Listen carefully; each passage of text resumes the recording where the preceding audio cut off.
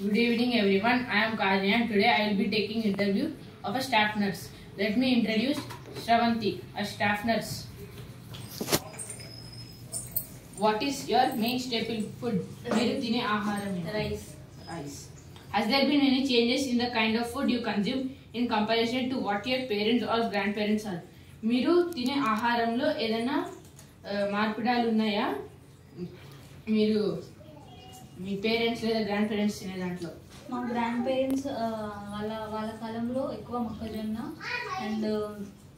మొక్కజొన్న గడక అవన్నీ తినేవారు.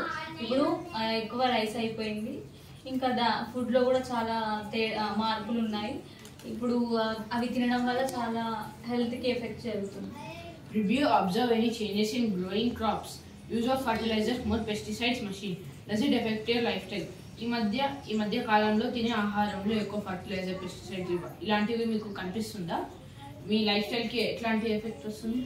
చాలా రైతులు చాలా ఎక్కువగా కెమికల్స్ యూజ్ చేస్తున్నారు పంట పండించడంలో. అవి ఆరోగ్యానికి చాలా హానికరము. ఎందుకంటే అవి తినడం వల్ల క్యాన్సర్ వచ్చే అవకాశాలు ఎక్కువ ఉన్నాయి. ఇంకా అలాగే న్యూరలాజికల్ ప్రాబ్లమ్స్ కూడా వచ్చే అవకాశం. Do you know nowadays chemicals will be used in growing crops? Do you think it is good for our health? Do you find any difference in taste? ఈ మధ్య కాలంలో తినే ఆహారంలో ఎక్కువ కెమికల్స్ వాడుతున్నారని మీకు తెలుసా? మీకు తినే ఆహారంలో రుచి ఏమైనా వింతగా ఉందా? అప్పుడు ఆ కాలంలో ఫ్రూట్స్ కానీ పండ్లు కానీ చాలా టేస్టీగా ఉండేవి. ఇప్పుడు చాలా తగ్గిపోయాయి ఫ్రూట్స్లో taste. Did you see any changes to fruits and flowers of the plant or tree species in last 20 to 30 years?